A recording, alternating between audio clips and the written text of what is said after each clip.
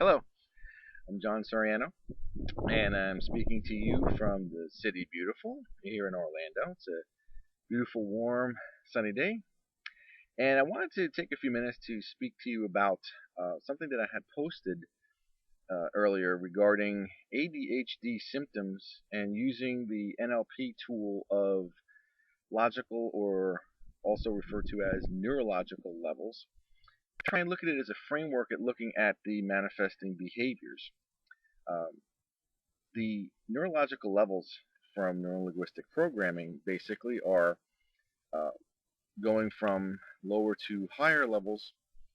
The first one is environment, then it moves up to behavior, then it moves up to capability, then it moves up to identity and values, to beliefs and values, then it moves up to identity, and then it moves up to spiritual or greater systems. Higher levels on the ladder influence the lower levels on the ladder. So when you're looking at ADHD behaviors and how the ADHD is manifesting, you can look at these manifestations according to the neurological ladder, and then you can better, first of all, look at them and examine them, and then also start using different tools, whether it's EFT tapping or Z point or even NLP, again, exclusively. So, for example, if we're looking at the ADHD symptom of hyperactivity, first level would be environment. Now, in my experience, and I'm sure anyone who's dealt with ADHD, children or even adults, has experienced, it doesn't happen in all environments at all times. So, in the environmental level of the ladder, who, where, and what does this all take place? Let's say we're dealing with a student and the ADHD symptom of hyperactivity occurs in class, but not necessarily when he's playing video games, which is very common. So the environmental area is in class. Well, what is the behavior? He's hyperactive, whatever that manifests for this particular child. He can't sit in the seat. He's looking around for squirrels. The whole thing, whatever that might manifest as. Then we go to capability. Now this is where it gets interesting, because the capability level is, what is the strategy he's using to create this? Now I know there's both sides of the philosophical fence here in terms of what actually is ADHD. Is it a real syndrome? Is it a real disease? Is it a real disorder? Or is it not? And it's just more subjectively labeled. That is neither here nor there at the moment. Uh, but for the sake of the neurological ladders, you need to look at the capability level. How does this person create? What strategies do they use to create this symptom of hyperactivity? So if you then back up into NLP submodalities, you can look at if I wanted to learn how to be hyperactive like this child, do I see something first? Do I say something to myself first? Or do I feel something first? Many times in ADHD students, based on the work of the late Dr. Don Blackerby, it comes from the fact that they're trying to follow multiple pictures in their head. And because of that, they are trying to do that physically, and that results in a hyperactivity. So you elicit what the strategy is on how they're creating this hyperactive behavior that you're targeting, this specific behavior. Then it goes to beliefs and values. What do they believe about their ability, say, to do the work?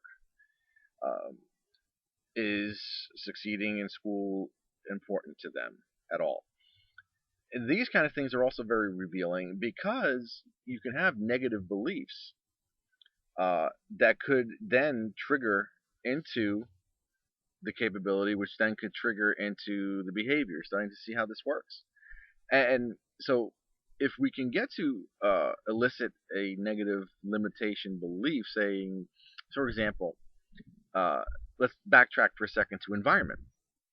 Let's say it's not even just in school, but only in math class. And then we chunk up the ladder and we realize that he hates math and doesn't think he could ever do math. Ah, negative belief. So if we start clearing that negative belief at that higher level, it then cascades in its positive influence down the neurological ladder.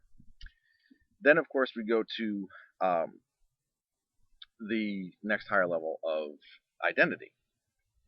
And identity is where a lot of times students with learning disabilities or any other types of challenges such as ADHD place things, and it goes because of the system where it tells them they're a failure because they can't sit still. They're a failure because being they can't sit still, they're not able to concentrate and pass tests and what have you. And eventually what ends up happening is they start chunking up from the capability level to the identity level. And when I work with ADHD students and I give them a belief survey, there's many, many, many times where they are saying, I'm stupid. That's an identity issue. So again, you can use the tools that you want, whether it's EFT or Z point or NLP, to start eliciting change at the identity level.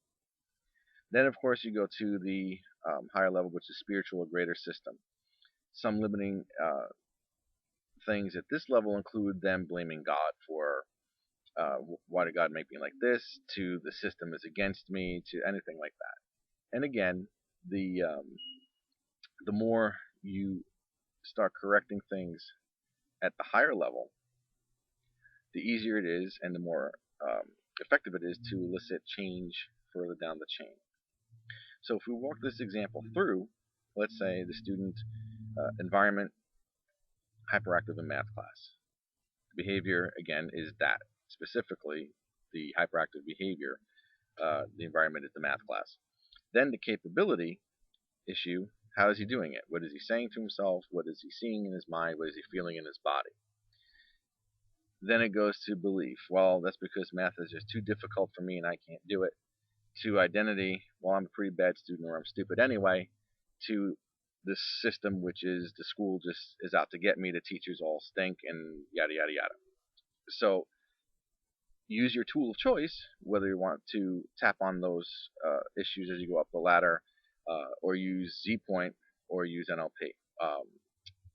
Just as a quick little caveat is how I'm using Z point with this is I go through the neurological levels, eliciting this information, and creating a symbol that's all encompassing of all this, and then running that through the Z point process. Very simple, very effective. And I hope this was informative to you, and I'll be looking forward to seeing you on the next video.